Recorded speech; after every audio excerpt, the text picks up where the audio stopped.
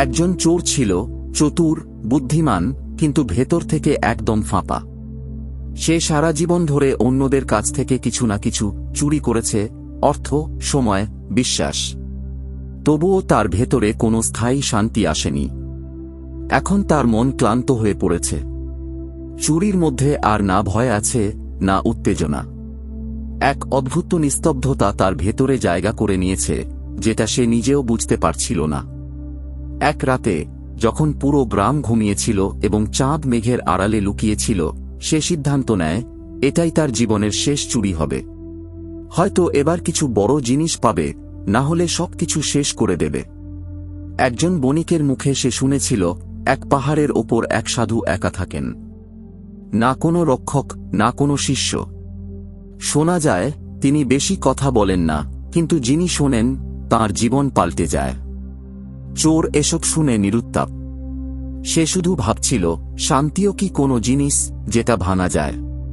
হয়তো এবার কারো মন ভেঙে ফেলব, যেমন সবাই আমারটা ভেঙে দিয়েছিল। রাতটা ছিল ঘন কালো। চাঁদ লুকিয়েছিল, আর ঠান্ডা বাতাসে ছিল এক অজানা কাঁপুনি। চোর পাহাড়ে চুপচাপ উঠে যাচ্ছিল। তার পা ছিল সতর্ক, কিন্তু মন অস্থির।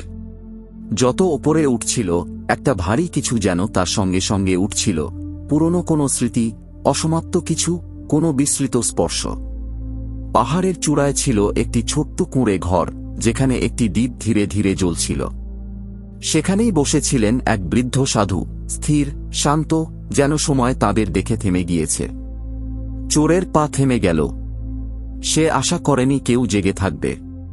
সাধু ধীরে চোখ খুললেন, আর ভয় বা বিস্ময় ছাড়াই বললেন, এসো, বসো। রাতটা লম্বা। চোর বিভ্রান্ত হয়ে গেল।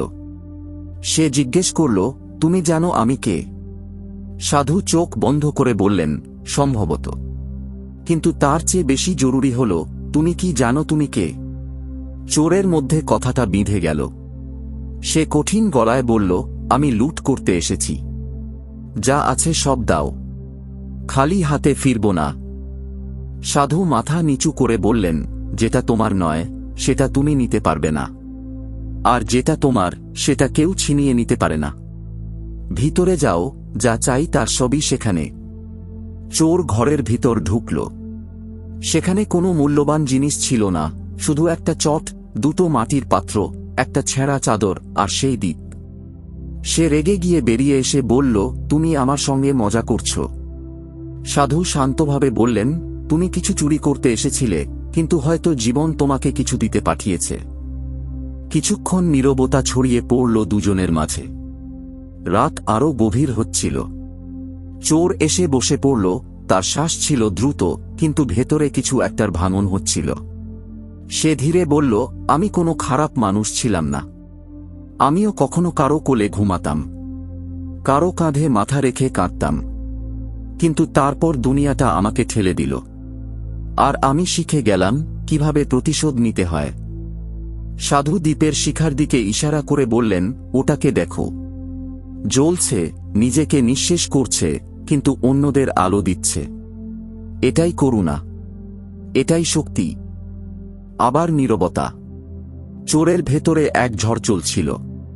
সে জিজ্ঞেস করল, যদি আমি এখন তোমাকে মেরে ফেলি, তবুও কি তুমি ভয় পেতে না?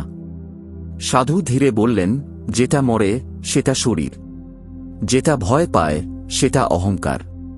আমার কাছে না শরীর আছে, না অহংকার। চোরের চোখ ভিজে উঠল। তুমি কে? সে জানতে চায়। সাধু হাসলেন। যাকে সবাই খোঁজে, কিন্তু চিনতে পারে না। রাত কেটে গেল। দুজনে কোনো কথা না বলে নীরবতাতে ভাত খেল।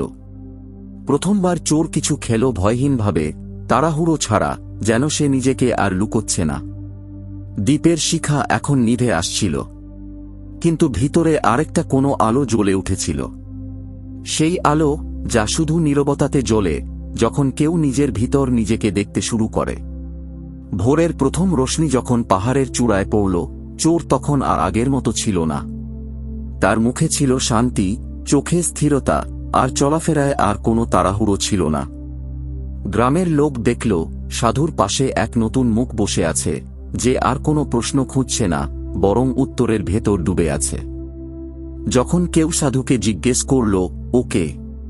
সাধু শুধু বললেন, ও এখন চোর নয়, ও নিজেকে দেখতে শিখেছে।